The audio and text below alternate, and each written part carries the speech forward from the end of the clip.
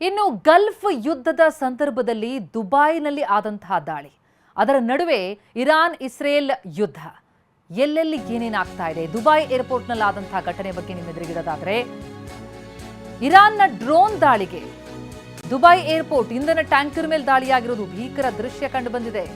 Dubai ಏರ್ಪೋರ್ಟ್ನ ತೈಲ tank ಹೊತ್ತಿ ಉರಿತಾ ಇದೆ.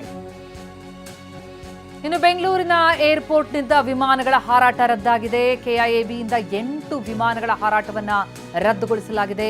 ಅಬುದಾಬಿ, ರಿಯಾದ್, ಜೆಡ್ಡಾ, ದುಬೈ, ಡಮಾಮ್, ದೋಹಾಕ್ಕೆ ತೆರಳುವಂತಹ ವಿಮಾನಗಳು ಈಗ ರದ್ದಾಗಿರೋದು, ಸಂಚಾರ ರದ್ದಾಗಿದೆ.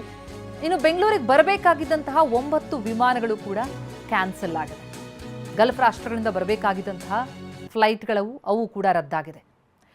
ಈ ಗಲ್ಫ್ ಯುದ್ಧದ ಸಂದರ್ಭದಲ್ಲಿ ಎಲ್ಲೆಲ್ಲಿ ಏನಾಗ್ತಾ ಇದೆ, ಒಂದೊಂದು ಸುದ್ದಿ ಕೂಡ ಭಯಂಕರವಾಗಿದೆ. ಕುವೈತ್ ಪೊಲೀಸರಿಂದ ಒಂದು ಭಾರಿ ಕಾರ್ಯಾಚರಣೆ ಆಗಿದೆ. 16 ಹಿಜ್ಬುಲ್ಲಾ ಉಗ್ರರನ್ನ ಪೊಲೀಸರು ಬಂಧಿಸಿದ್ದಾರೆ. 14 ಕುವೈತ್ ಮೂಲದವರಾದ್ರೆ 2 ಲೆಬನಾನ್ನವರು. ಭಾರಿ ಪ್ರಮಾಣದ ಶಸ್ತ್ರಾಸ್ತ್ರಗಳನ್ನು ಅವರಿಂದ ವಶಕ್ಕೆ ಪಡೆದಿದ್ದಾರೆ ಪೊಲೀಸರು. ಬಂಧಿತರಿಂದ ಡ್ರೋನ್, ಬುಲೆಟ್ಗಳು, ಹಣ ಎಲ್ಲವನ್ನ ವಶಕ್ಕೆ ಪಡೆಯಲಾಗಿದೆ.